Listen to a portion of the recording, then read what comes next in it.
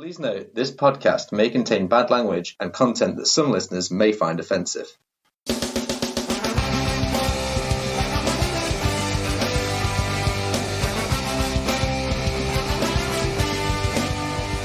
Welcome to the Seesaw Podcast with T and Cleves. Each week offering up a blurry perspective on life. Well, welcome to the Seesaw Podcast. For all one of you listening out there, hi Mum. She's not going to be listening, mate, sorry. I specifically told her not to. Yeah. Well, that's probably a wise move. So, we've been chatting about this for a while, haven't we? Like, a long time. Yeah, we finally got off our asses and did something. Yeah, I mean, it all started with just chatting over the phone, wasn't it? I suppose it was more me complaining over the phone and you listening. That's what good friends do. I suppose. I suppose good friends would pay attention. I came in with bits and pieces here and there. Yeah, of course. Well, a nod here and there. I suppose it's acknowledgement of existence. Things anger you more than they anger me, I think. I wouldn't say anger, I'd say frustration is more what it is. But, of course, we'll get to that when we get to other episodes and start talking about these things and hopefully rekindle the frustration. So this podcast is basically about two people registered blind that, well, it's just their day-to-day life, essentially, how they see the world, the good, the bad, and the blurry. With that terrible sort of pitch of a slogan aside, yeah. That's what we could have called this, actually, the good, the bad, and the blurry. We could have done, but let's face it, it wasn't the most spectacular failure of a name that we could have come up with. We have a few here which... So, bearing in mind that this is not going to be a disabled podcast, it's going to have aspects to it, of course, but it's more about perspective of everyday things and sort of the hijinks that ensue with having a visual impairment. It's not going to be entirely that. It's essentially still going to be grumpy middle-aged men being grumpy about things as well. I'm going to plug this to Comedy Central later on, they'll love it. Yeah, well, we'll see. We see. I mean, as long as they recast me as someone who can see, then... Yeah, that's true. Yeah. Or someone entertaining. That's not something you want to be saying in the first episode. You just killed off half the audience. Oh, yeah. Your mum's just got cancer. That's too dark. We'll take that out in an instant. We'll be cutting that part. Yeah. I need to keep that dark humour at bay. So, alternative names. So, bearing in mind that the disabled nature of it, we went around things like Blinky Podcast, stuff like that. Things that are just not really that interesting. But, of course, when you have a couple of beers, you start getting a bit silly. And some of these are a bit... Well, we won't go into some of the worst ones we came up with. But I think the one that stands out to me is the Seamen. Yeah, that was a good one. I like that one. You know, it got some good press from various people that we knew. It did, but it also is indicative of other sort of lifestyles and cultures. And we might get... What lifestyles, out of curiosity, are you talking about? The fishing community? Well, that's what I was going for, like ex-naval. Obviously, yeah, definitely. Ex-naval individuals, because the seamen could not be construed as anything else. Well, yeah, but from that, we decided that was too naval, so we went with the not seamen, because we can't see very well, but then it sounded a little bit Third Reichy. Yes, and just for the record, I want to say that this is the one that my wife particularly found amusing and heavily pushed for, not for anti-Semitic reasons, of course, but more for the hilarity. Which, needless to say, we didn't settle on that. Yeah, a little bit Third Reichy.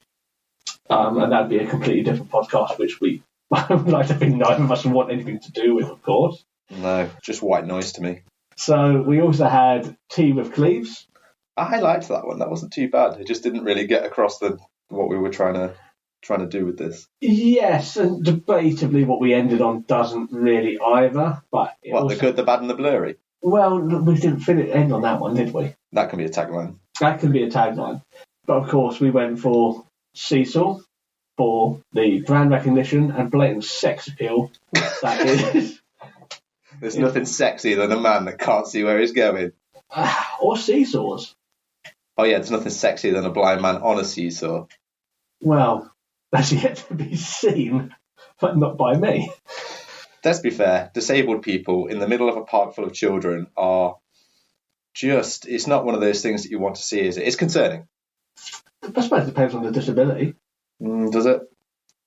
Well, I think there's a lot of stigma around that. Get that weird person away from my kids. Actually, they don't have to be disabled. It could be anyone, really. I mean, let's be fair. If you're in the middle of the day and you're on a child's park and it's you and someone else on a seesaw, they're either drunk or they're pedos, aren't they? Let's be honest. That's the society we live in now. Well, unfortunately, yes. Or both. They could be drunk pedos. But usually... Like the first episode, already you've made comments that we're going to have to cut immediately within the first 3 minutes, and now you're straight on to paedophilia. Not to mention the Nazi-esque naming convention that, of course, we didn't use, but did come up. I feel that it needed to be mentioned. It wasn't. I didn't even with the semen and then the not semen part. It didn't even click that it sounded like Nazi until your wife said it. Yeah. And then I was like, oh, actually, yeah, that's bad. Yeah, it wasn't until she said, oh, I like that, the not semen. I thought, that not and see are a bit close together. It's construed to something else. So that was the pitch. And we're finally getting around to doing it with technical difficulties. We set up to record, must be over a month ago now, and for various reasons, partly laziness, partly coronavirus, which is the excuse that I'm going to use because everyone seems to use it for everything. I've enjoyed coronavirus. It means that in my work I've got an excuse for things if they go out late. Well, we'll leave that for the coronavirus wrap-up episode about the benefits to your work. Actually, it's been quite beneficial. Not for everyone. I'm thinking about the mass amount of people who have actually lost their living because of it. But it's been good. Did you say lost their living or lost living? Well, both. Okay. Unfortunately. It's not a laughing matter. No, it really isn't.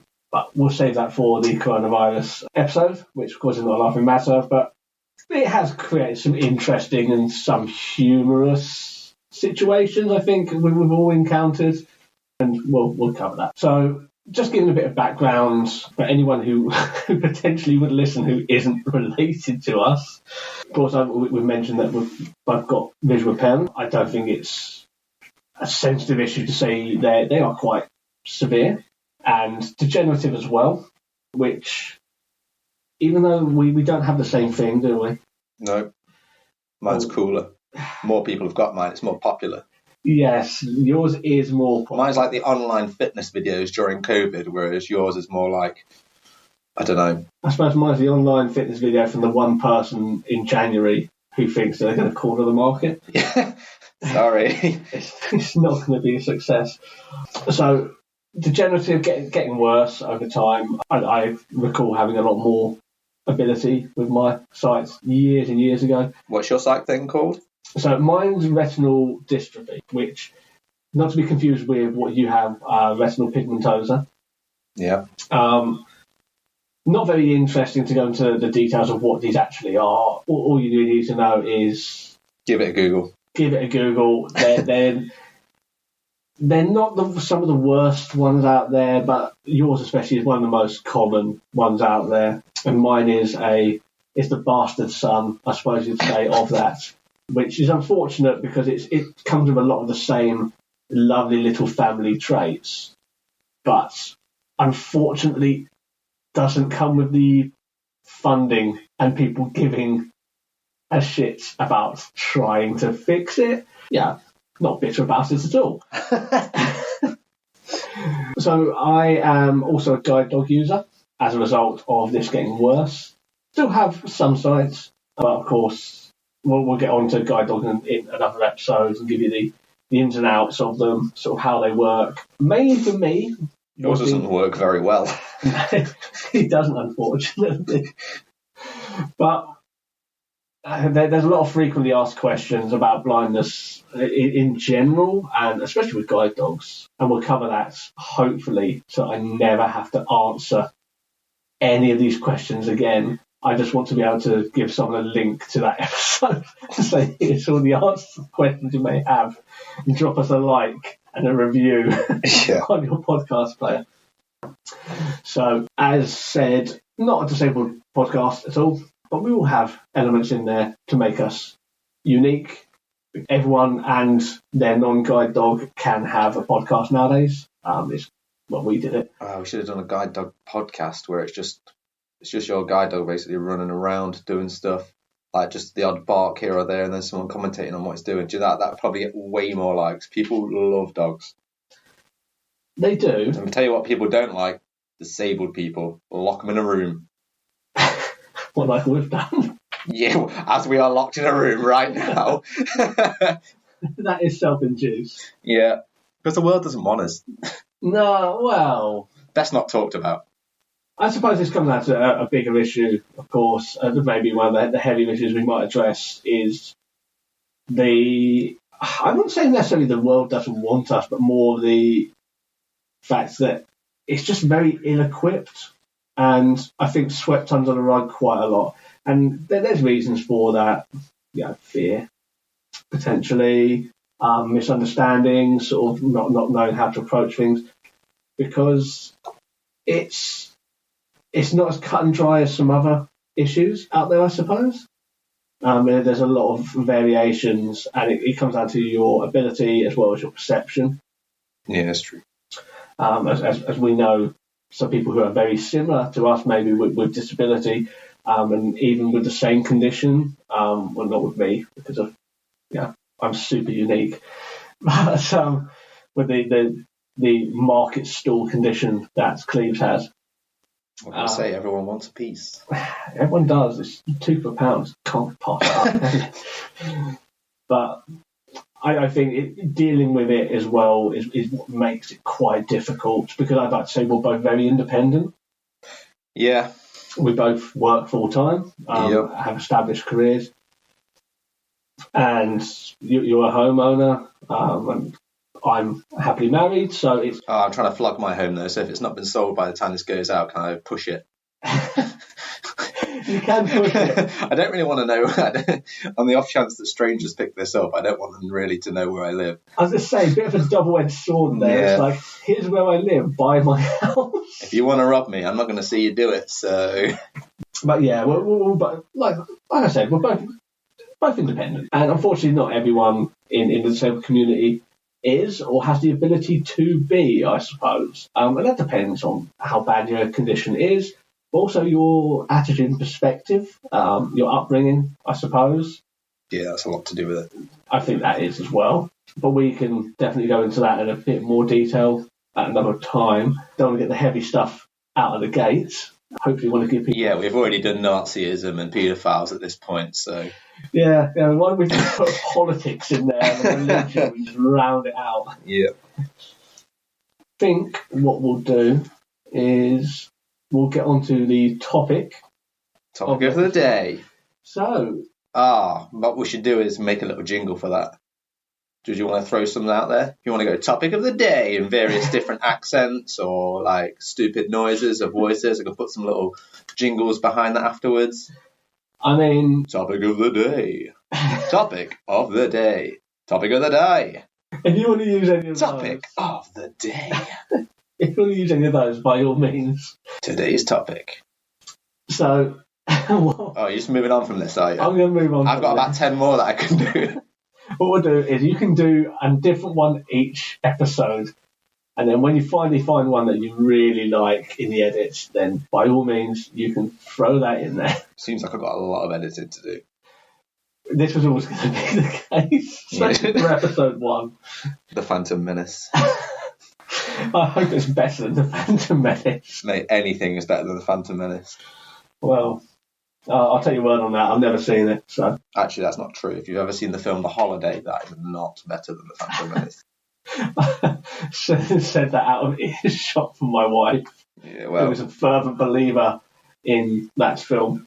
Someone's got to be, I guess, but Yeah, well, I'm sure a lot of people are, but I'm not one of them. Hey, that nicely segues us into the topic of the week.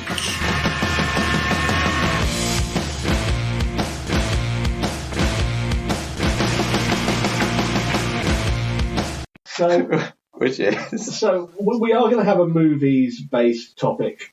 Here and there, we do want to discuss movies and stuff like that, put our spin on things. But we thought something that, considering we're all in lockdown, we're all streaming and stuff like that, and Netflix has become everyone's best friend, and all these other streaming platforms are available, but Netflix would probably be the one we reference a fair amount. Yeah. Is audio description. So, Cleves, you don't use audio description, do you? Nah, it's for the birds.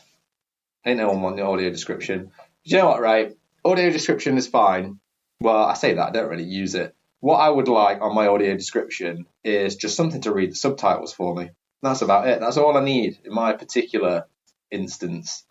I don't really need anything else. That's kind of my jam at this point. So I would agree with that, especially on certain films. I would definitely agree on that. I do use audio description on certain films, certain programs. Not all the time. Like what? What do you use audio description on? Generally films, but never when I'm with anyone. It's too embarrassing. I wouldn't say it's the embarrassment of it. It can really be a make or break of a film. So it's literally one man just describing what's going on screen. Yes. Or a woman. Or woman. Or both. I don't know. Is it like a little play? So from my experience, it's usually one individual. I'm not sure who is... I don't know if it's a production company that supply it or whether it's the platform. I'm not sure. It might be different for various cases. But it can be very hit and miss. There's no levels to audio description. So for anyone who doesn't know what audio description is, essentially it is a voiceover describing what's going on the screen. It will also read subtitles, which is very useful. But you can't pick and choose what aspects of the audio description you want. It's not really segmented, so it's all or nothing. Now, like Cleves has said, having it just for subtitles would be a huge benefit in some instances. I've only recently, in the last year, seen the Quentin Tarantino film Inglourious Basterds. A lot of people highly rate the film, but because half the dialogue is in either French or German, it was a complete no-go. Just because you don't want to get a family member to read it to you. It's a bit weird. I've had situations where my mum has read subtitles and it's been a bit of a risque scene. And it'll put you off for life. You just don't want to be in that. I love it in that film as well, with like a lot of them are French and German soldiers, and she's got a heavily Scottish accent reading those out. It ruins the mood. It does, but audio description can equally ruin the mood. So, in my experience with it, it can be very hit and miss. So, it can be either really great and get the it tells you exactly what you want to know, or it can go one of two ways. It can either be too intense and too detailed, or not detailed enough. For example, you could have a very dramatic scene. And this example of it being too in-depth. Let's say a family member has just died, and you've got the music. They're in the hospital. Family's in the hospital, and you've got the sad music. It's been built up through dialogue. You know the context of it, even if you can't see the picture. And you're taking that in, and you're trying to get that experience. But then, what is a nightmare is when the audio description goes. Julie has a pensive stare and a teary-eyed expression. John stands in the corner looking at his phone, distracting himself from the morbid scene. And you think, these are details you don't need. Like, knowing what someone's facial expression is when a family member has just died in the hospital, you can kind of guess that. It's not really that helpful. So on the other side of this, we have situations where not enough detail is given. So let's go for an example of an action film. Some of them are quite good, where you have an action scene, usually in a dark alley or something, and it will be very much, the protagonist punches one person, throws the other into the wall, runs after him, kicks him, a knife is thrown. It can be quite elaborate. But there are situations where you can feel like it building up, and these are scenes that you want to know what's going on. You want to know who's got the upper hand. It's not so much relying on the music. Sometimes it will literally just say, a fight breaks out. That's amazing. And you just sit there in silence, listening to various thumps, screams, and like various sound effects.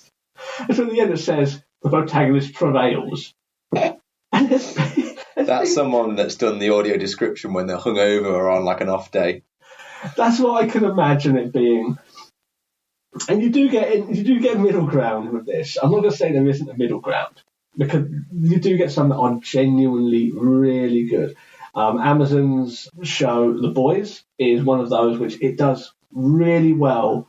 The narrator has been given the guidance to know when to shut up, let a scene play out through the atmosphere, but also knows in the action scenes what needs to be expressed.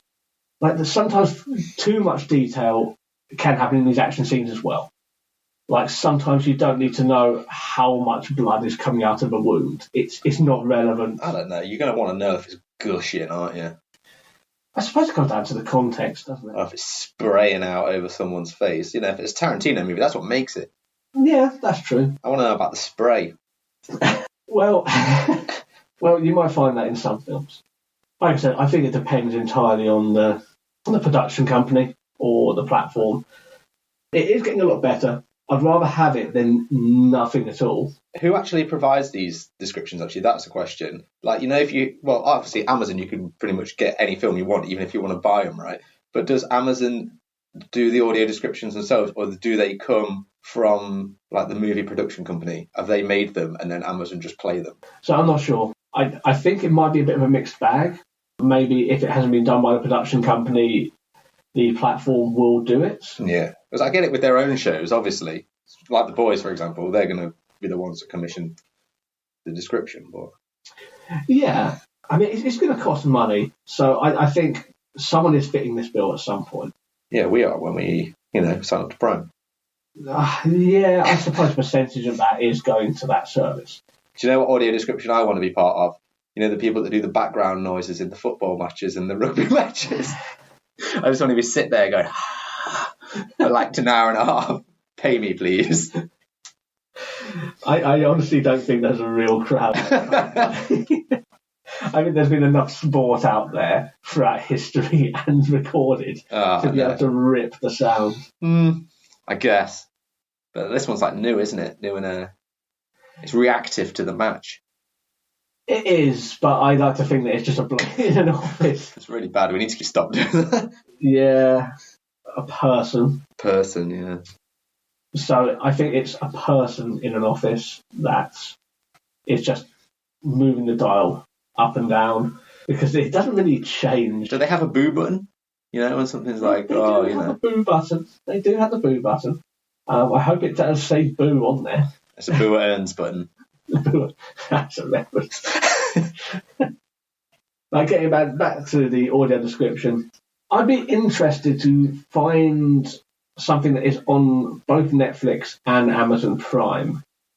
Ready Player One. I could potentially look at that and try the audio description. It'd be interesting to see if there are any differences. I mean, if it is the production company, it'd be exactly the same. But if they're different, it'd be interesting to see how each platform does it differently. Because there are going to be... One's going to be better than the other in some aspects. Also, not everything has one, right? It's only certain things that actually have one. You can't get audio description on everything. That's true. There are things that you can't get audio description for. A lot of older stuff you can't.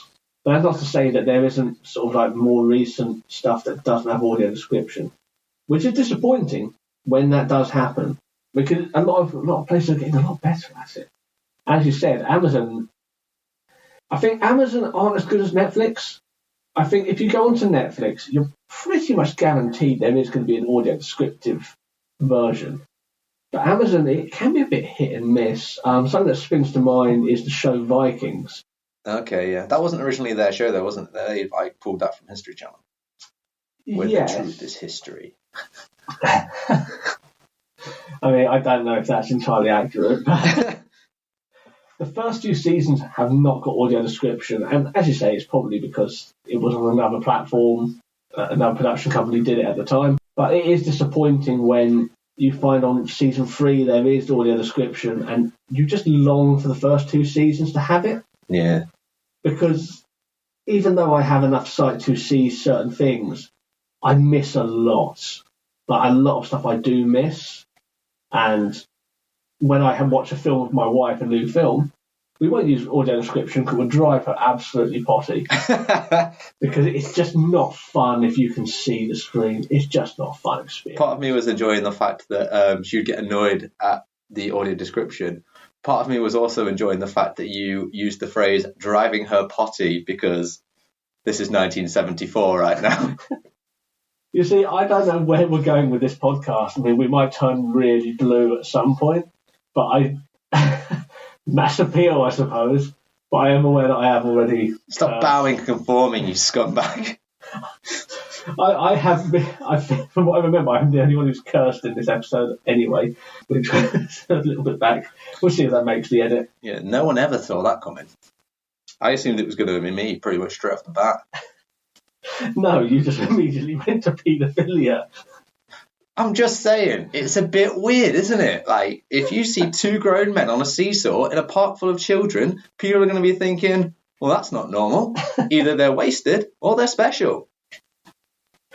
So I think on that note, we've cleared up everything to talk about audio description. Wait. Before you do this, right, one thing that I got to ask you about as well is cinema. They often give you like a little plug-in headphone thing, right, for the screening? Or do you have to go to specific screenings? You do. You do have to go to specific screenings.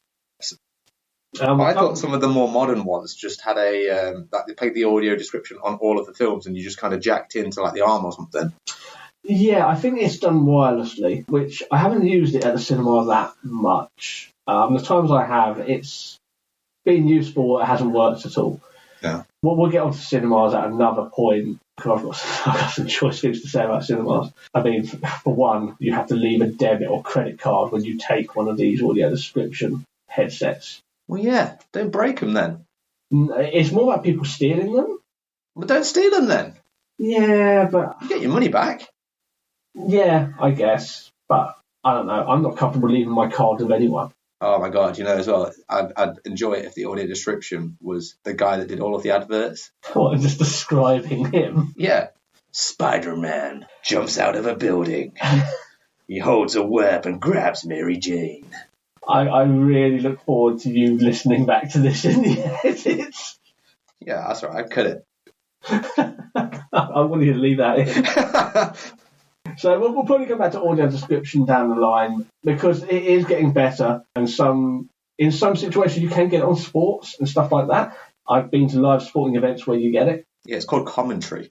Yeah, but sometimes it's a different style of commentary. Like you can get different styles. Like you have different sort of radio frequencies, right, where more description is given. Okay. Is that when you're listening to Radio 5 Live rather than the TV commentary? Essentially, but they don't just go straight to 5 Live. Other radio stations are available. Other radio stations are available. So that's episode 1.